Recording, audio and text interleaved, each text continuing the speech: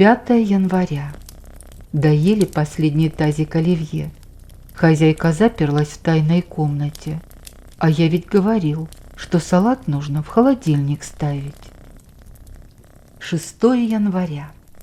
Зинедин Зидан снова в нашей команде. Приехала прямо накануне Рождества. Очень символично. Привезла дары волхов в виде 3 банок соленых помидоров, мешка картошки и около 100 килограммов живого мяса. Через час заявился хахаль. Шишка на лбу олицетворяет Вифлеемскую звезду. В общем, даже Халк, смотря на эту реконструкцию легенды, о чем-то глубоко задумался. 7 января. Рождество. Да, рассказывал мне папка про этого парня. Кот сказал, что он тоже теперь будет отмечать не свой день рождения, а свое Рождество. Рождество кота. Халк предложил ему сначала научиться ходить по воде. Почему-то называл его Андреем и говорил что-то про крест и 10 солдат. 8 января. Бабка затеялась убираться в квартире. Начала с кухни. Ну как с кухни? С холодильника. Им же и закончила. Кот реально переживает, что она его съест.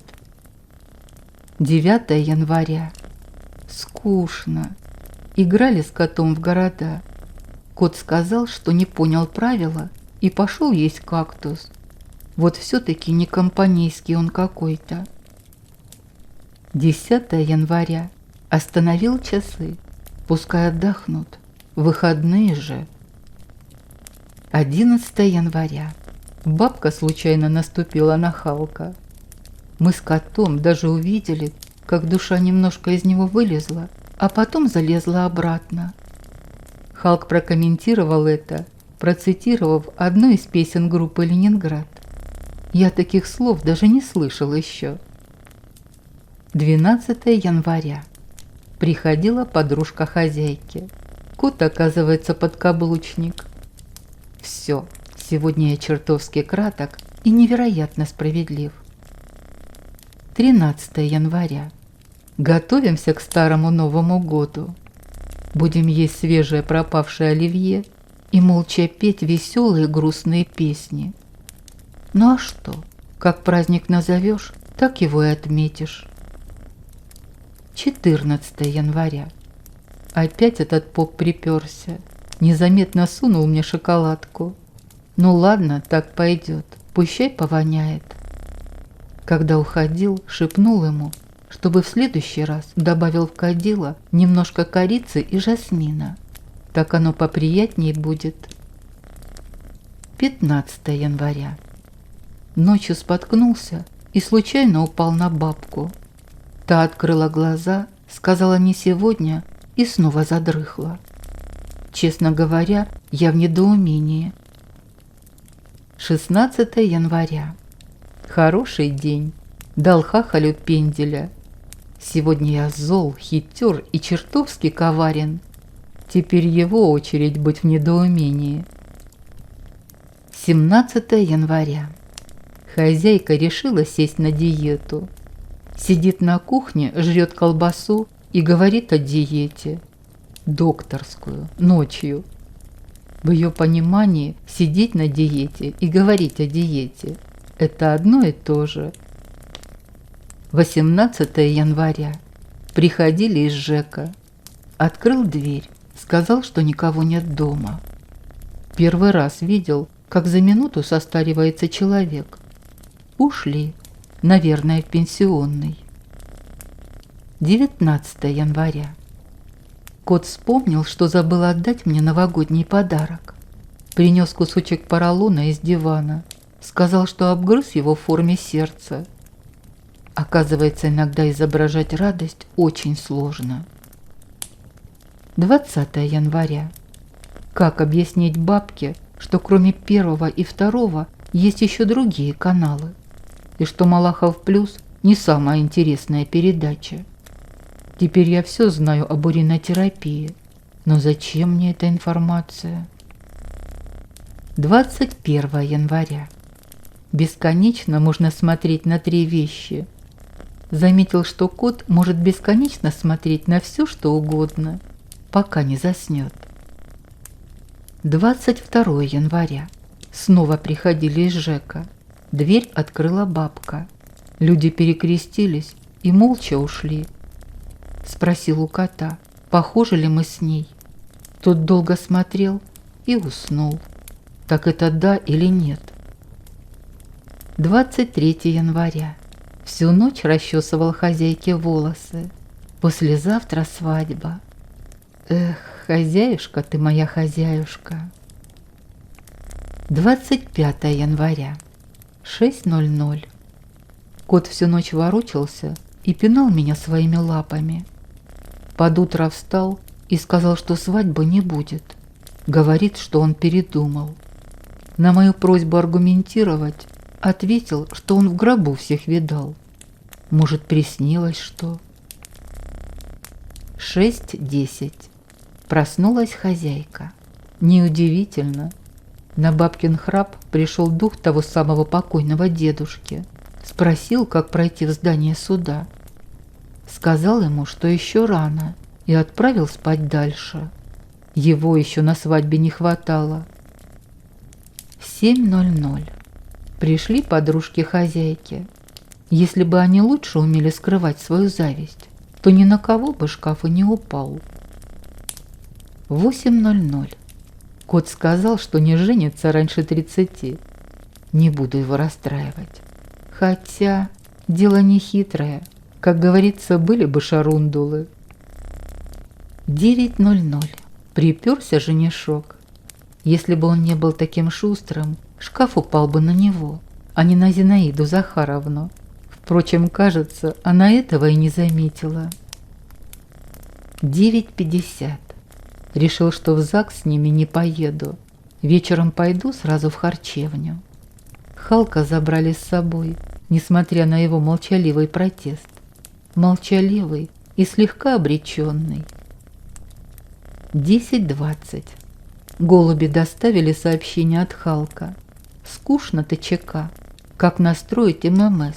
Впрос ЗНК. Ответил. Пиши нормально. У нас безлимит. ММСки не доходят. Не спрашивая у голубей про Bluetooth. Можешь получить пиндюлей. 12:10. Смотрели с котом РЕН-ТВ. Кот не верит, что директор канала мой двоюродный племянник. Через час просмотра сказал, что вполне возможно. 13:00. Снова приперся покойный дед. Спрашивал, нет ли у нас пластинок Утесова. Сказал ему, если еще раз придет, пожалуюсь на него в компетентные органы. Тот крикнул «Ленин жив!» и убежал по лестнице. Да уж, и покойным нет покоя. 16:20. Собираюсь потихоньку. Кот сказал, что цилиндр теперь никто не носит. Сказал ему, что никто теперь пылесоса не боится. Конечно же, я соврал.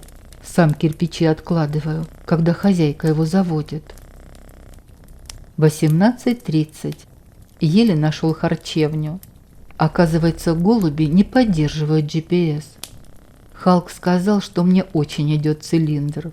Вот и верь после этого коту. 19:20. Устроились с Собакевичем под столом молодых.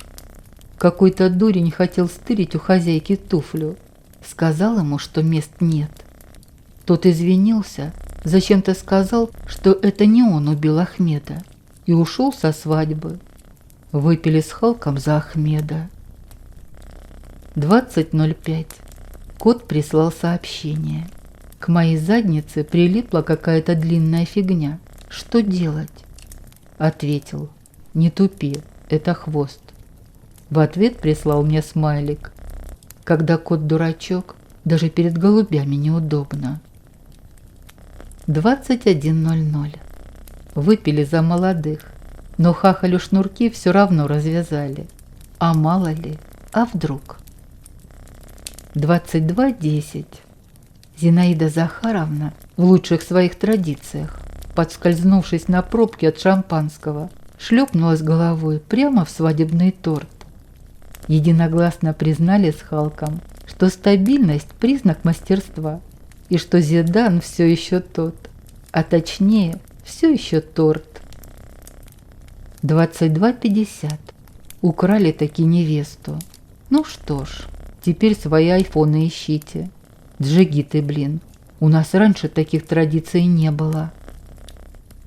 23:00. Кот спамит голубями.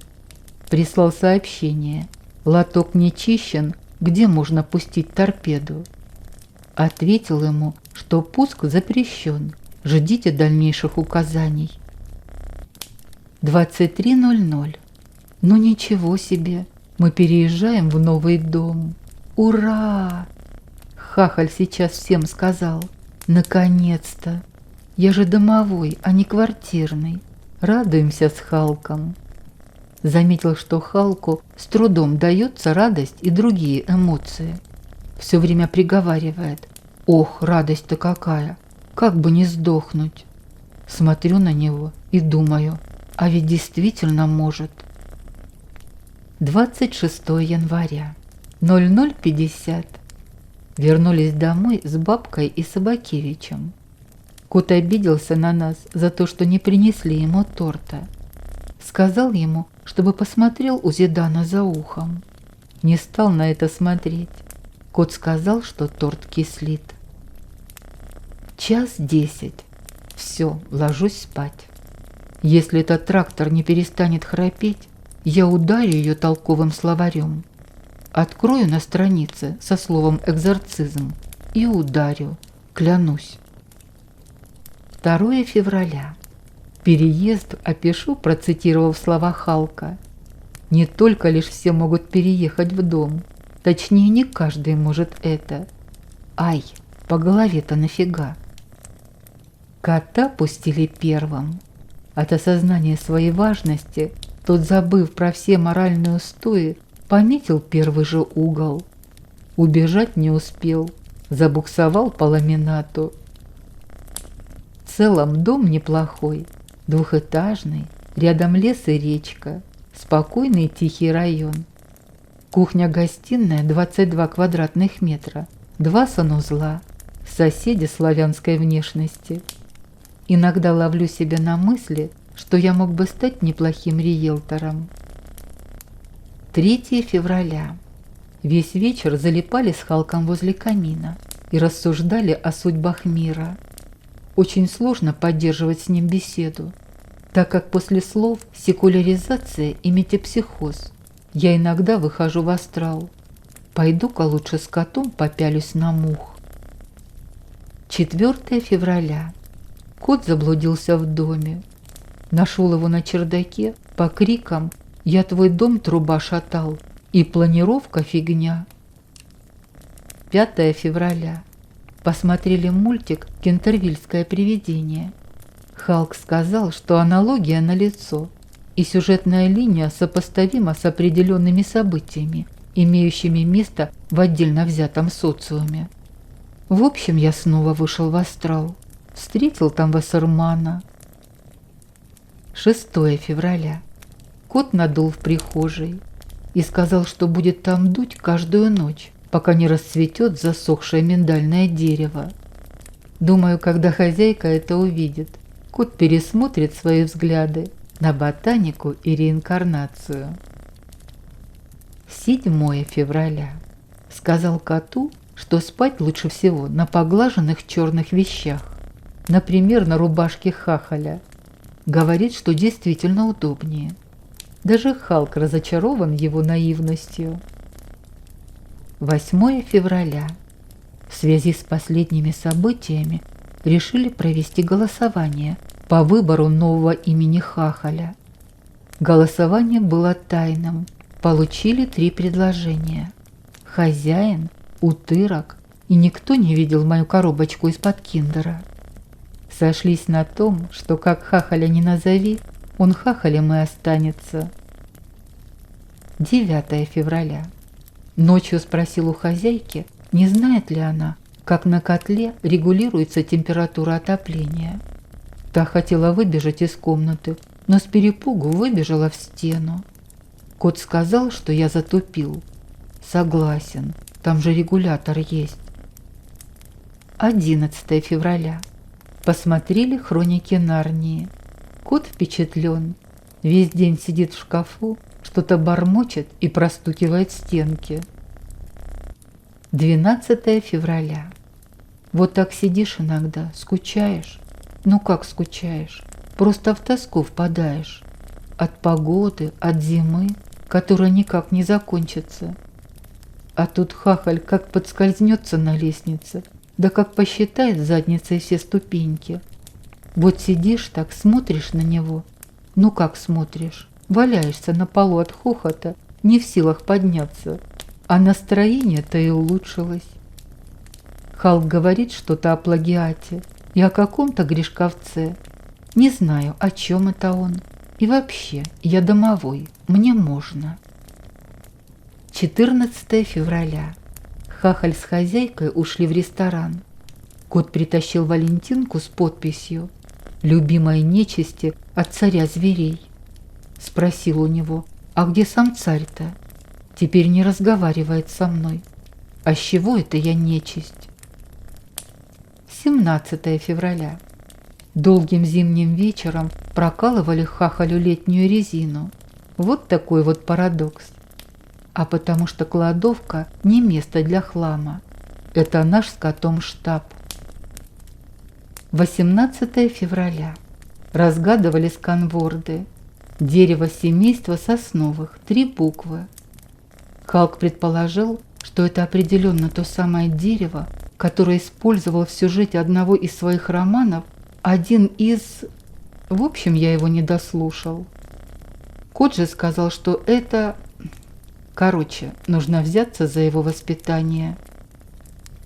20 февраля. Развлекаемся как можем. Кот стырил ключи и бегал с ними по дому, крича, что он паспорту. Старец Фура в лице Халка сидел на чердаке и загадывал нам загадки. В итоге паспорту заперли в кладовке. Старца тискает хозяйка. В общем, сокровищница не открылась. 23 февраля. И все-таки за ВДВ. 25 февраля. Скоро весна. Кот наводит марафет. Попросил меня дать ему пару уроков вокала. Разучили черного ворона, и врагу не сдается наш гордый варяг. Судя по трясущимся рукам хозяйки, она не любит классику, она любит молитвы. 28 февраля. Голуби доставили анонимное сообщение. «Ты кто такой? Давай до свидания. Встречаемся 1 марта на поляне. Приходи один, мы тоже придем одни». Неужели это то, о ком я думаю? Завтра идем на стрелу. Домовой в сопровождении кота появился на поляне в назначенное время. Халк остался дома с хозяйкой. Домовой недоверчиво поглядывал на кота, который бегал по поляне и ловил воображаемых кузнечиков. «Может, хватит уже?» – недовольно прикрикнул он. «К серьезным людям пришли навстречу, между прочим». «А что ты меня постоянно осаживаешь? Я в лесу ни разу не был. Мне тут интересно. Смотри, сколько кузнецов наловил». С этими словами кот протянул домовому лапу, в которой, конечно же, ничего не было. «Кот, март месяц на дворе. Какие кузнецы? Их еще нет, спят они. Или чем они там занимаются зимой? Не разрушай мои иллюзии. Откуда в тебе столько жестокости?» – заверещал кот и прикрыл лапами свои уши. Домовой вздохнул и тут же заметил какое-то шевеление на другой стороне поляны. «Кот, кот, сделай вид посуровей. Кажется, идут». Тот не придумал ничего суровей, чем распушить хвост, прижать уши и распластаться по земле. Леший не спеша подошел к ним и остановился в нескольких шагах. Какое-то время они изучающим взглядом осматривали друг друга. «Товар принес?» – спросил Леший. «Какой товар?» озадаченно произнес домовой. Леший заметно замешкался. Было видно, как разговор с первых слов пошел не по сценарию. Значит, не принес? Да какой еще товар? Домовой непонимающе помотал головой. Но я откуда знаю? Снизил голос Леший. Мне сказали, что все серьезные встречи начинаются именно с этого вопроса. Это кто сказал? Да есть тут один. Он оглянулся в сторону леса. А этого зачем с собой взял? Леший кивнул на кота. А что, меня видно, что ли? Разочарованно откликнулся кот. А ты вон зачем того притащил? Домовой махнул в сторону одиноко стоящей березки, из-за которой выглядывала огромная задница медведя. Леший взглянул на чудеса маскировки и, сокрушенно покачав головой, прикрыл рукой глаза. «Ладно, проехали», – перевел разговор Леший. «Рассказывай, ты кто такой? Чьих будешь?» «Я домовой». «Да я вижу, что не таксист. Откуда к нам пожаловал?» «С города переехал». «Людей у тебя сколько?» «2, молодожены». «Где мороженое?» – подпрыгнул на месте кот. «Пломбир или в стаканчике? Честно говоря, я больше с воздушным рисом люблю. Но если его...» «Кот», – перебил его домовой. «Ты на него внимания не обращай. Он у меня хворенький слегка», – сказал он, обращаясь уже к Лешему. «Да я вижу», – ответил он и еще раз оглянулся на медведя. Тот, кажется, до сих пор пребывал в полной уверенности, что его совсем не видно. По его логике, если не видно, то и слышно тоже не должно быть. Поэтому он позволил себе негромко напевать развеселую песенку и чавкать принесенной с собой в бумажном стаканчике малиной. «Курить есть?» – спросил Леший. «Нет, я не курю». «Да я тоже», – вздохнул начальник леса. «Это я так, разговор поддержать. В общем, давай по пунктам. Ты своих там воспитываешь или как обычно?» «А как обычно?» – поинтересовался домовой. «Обычно это никак. Обленились все уже. Ты в курсе, что в нас никто не верит?» «Я верю», – подал голос кот. «Да помолчи ты», – продолжил Леший. «Верит он. Люди не верят. Смеются над нами, бабайками называют, детей пугают нами, а сами не верят. Мы для них пустое место, нас нет. Есть у них телевизор, есть компьютер, боятся только того, что воду отключат или зарплату задержат. Вот это страшно для них. Ничего святого. Нечистью нас называют. Это с каких пор мы стали нечистью?» Кот виновато опустил глаза и сделал вид, что рассматривает что-то необычайно интересное на своей лапе. «Мы им помогали всегда», – Леший стал говорить громче. Даже медведь перестал чавкать и с интересом выглянул из-за березы. «Раньше к нам обращались за помощью, а сейчас что? Не нужны стали? Вот так благодарность. Спасибо». Он замолчал и прилепил на плечо отпавший кусок мха. Домовой задумчиво сдвинул брови. «Ты чё нервный-то такой? Я не из этих, у меня порядок в доме. Сейчас обживаемся пока на новом месте, но у меня все под контролем. Ты чего звал-то меня?» «Да познакомиться хотел.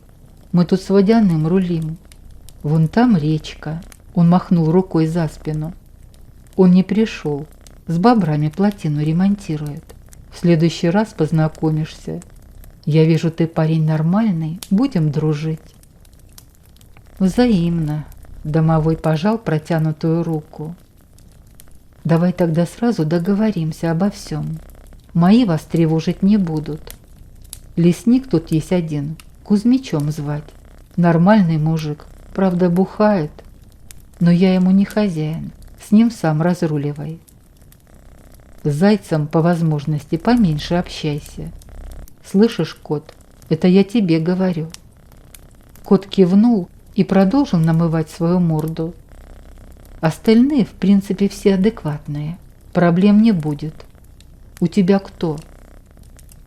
У меня вот. Домовой показал глазами на кота, после умывания забывшего засунуть язык обратно. Но он нормальный. Со своими причудами, конечно, но парень хороший. Халк Собакевич, буддист. Встретишь, долго с ним не разговаривай, не советую.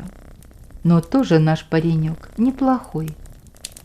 Хозяйке лучше пока не показывайся. Она у меня нервная в последнее время. А вот хахаль ее тот еще фрукт.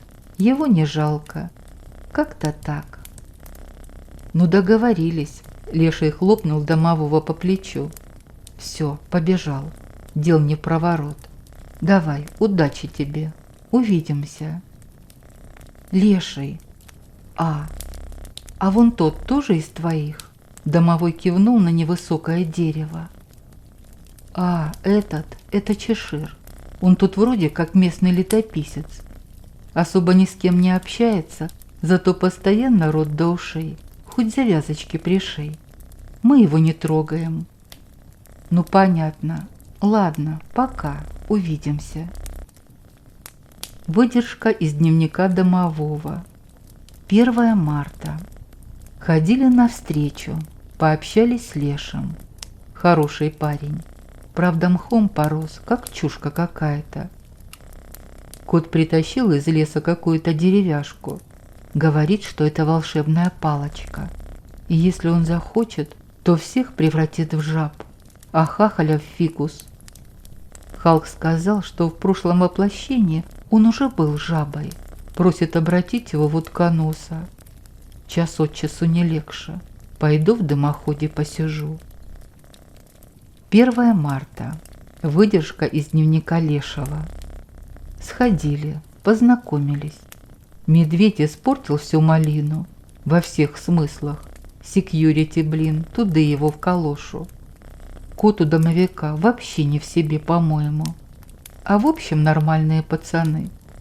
Пойду бобрам гвоздей дам. Когда они уже угомонятся? 1 марта. Выдержка из дневника кота. Может, в пихту? Нет. А если в ёршик? Нет, не то. 3-литровую банку? Не пойдет. О, фикус, точняк. 2 марта. Рассказывал Халку о встрече с Лешим. Не сразу заметил, что рассказываю при хахале. Штирлиц никогда еще не был так близок к провалу. Хахаль вышел в окно, чудом не сбив цветок, стоящий на подоконнике. Халк посмотрел на цветок и сказал, что явка провалена. 3 марта. Вот и в наш дом пришла беда. Хозяйка подсела на великолепный век. Во время просмотра спросил у нее, где лежит половник. Ответила, что во 2 ящике, и попросила не мешать. Кажется, теперь моя очередь вызывать священника. 5 марта. Кот сказал, что до смерти боится закрытых дверей. Открыл. Тот сказал, что обожает сидеть на пороге. Закрыл. Тот сказал, что до смерти боится закрытых дверей. Халк сказал, что с точки зрения принципа неопределенности Гейзенберга, в общем, пишу из астрала. Вассерман тут клеит обои. 6 марта.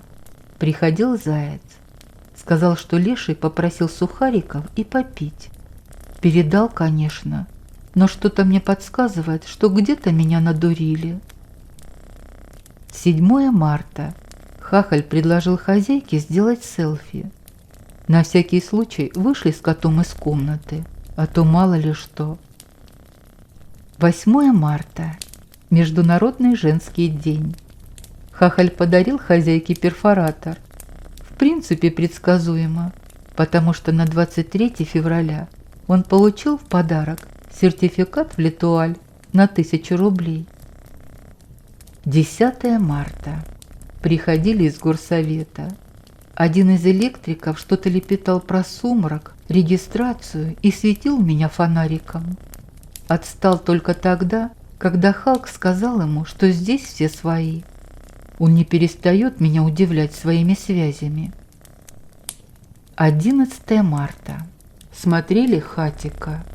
Халк рыдает в кладовке, кот добавляет масла в огонь, сидит рядом и напевает песню «Мамонтенка». Хозяйка шмыгает носом в ванной. Хахаль на кухне жрет колбасу, бессердечная душонка. Ищи теперь свой второй носок. 13 марта. Приходил покойный дед. Спросил, где немцы, и ушел в лес. Все бы ничего, но через час пришли немцы и спросили, где дед. Кот показал им кукиш и послал в Нюрнберг. Больше никто не приходит. 14 марта. Кот сочинил стих и попросил его записать. Вот и к нам пришла весна, все неплохо у меня. С домовым мы молодцы, и на месте бубенцы. Халк сказал, что в целом неплохо, но нужно поработать над стилистикой. Я был лаконичнее и выразил свои эмоции одним словом. Кот тут же материализовал это слово на коврике, за что получил от хозяйки. Вот такая вот смерть поэта. Переживает, что сошлют на Кавказ. 15 марта. Вечером смотрели с котом на звезды и разговаривали о вечном. Другими словами, смотрели танцы на льду и обсуждали рост тарифов ЖКХ. 16 марта.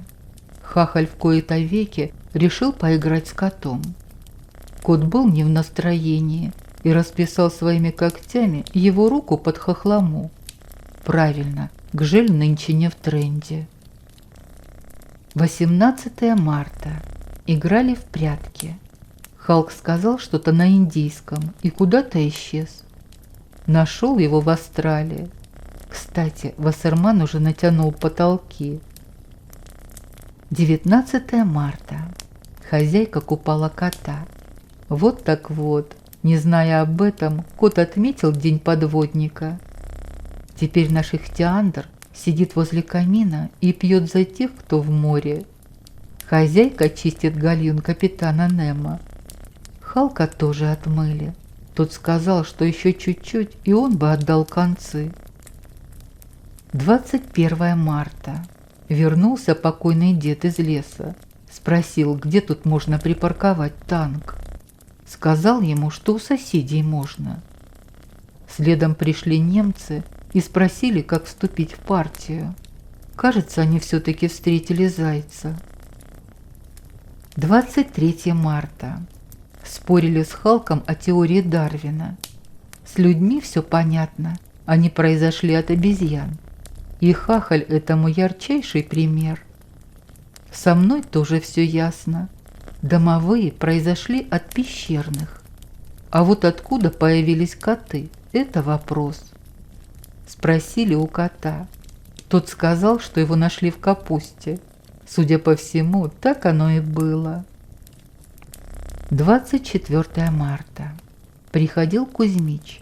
Спрашивал, нет ли у нас ножовки по металлу, сверла по бетону и овсяных печений. Кот сказал, что видел за забором 3 бобров и зайца.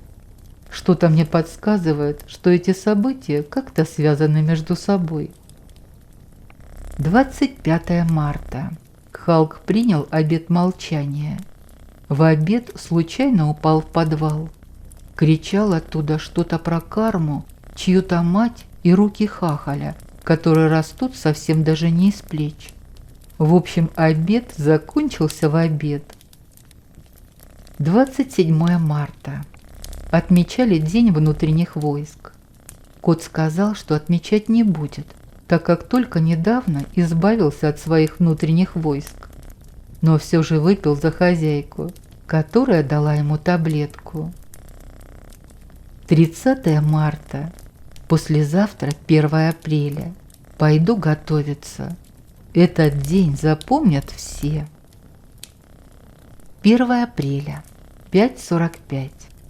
Сегодня хоть и выходной, но подъем будет по расписанию, и утро начнется совсем не с кофе. 6:00. Думал, как ненавязчиво и по-доброму разбудить Хахаля в 6 утра. Уронил на него книжную полку с детскими сказками.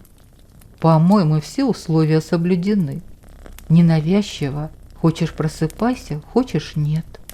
По-доброму, что может быть добрее сборника сказок народов мира в твердом переплете объемом в 1200 страниц. 6:10. Пошел будить кота. Случайно наступил на Халка. Вывел его из комы, поздравил с 1 апреля и оплатил бабушке с косой ложный вызов. 6:30. Нашел кота в кладовке. Сидит там одиноко, примус подчиняет. Даже жалко его стало. Пойду молока попью. 6:35. Ах ты хитрая шерстяная задница, молоко-то с перцем. Ну все, держись, комок шерсти. А я еще думаю, какой нафиг примус. 8:00. Пришли свидетели Иеговы и сказали, что Бог стучится в наш дом. Ответил им, что у него должны быть запасные ключи. А если их нет, то он может их заказать на пересечении улиц Достоевского и Зои Космодемьянской, дом 6, 1 этаж, вход со двора. Племянник священника держит там свою мастерскую, а у меня процент с клиента. Вот такой вот паранормальный коррупционный симбиоз. 9:40. Приходил неугомонный дед. Предлагал вступить в МММ. Кот проводил его до двери и о чем-то долго с ним шептался. Потом сходил на кухню и отдал деду 2 пачки китикета. Даже Вассерман выглянул из астрала, чтобы посмотреть на этого дурачка. 12:15. Хахаль сказал хозяйке, что у нее белая спина. Даю руку на отсечение, что я отчетливо услышал, как где-то далеко икнул и заплакал Петросян. 14:00. Халк решил тоже подшутить над хозяйкой и прикинулся мертвым. Слегка не рассчитал и в самом деле умер. Вассерман, хороший дядька, вернул его душонку на место за пакет бубликов. 15:45. Кот перегрыз провод интернета.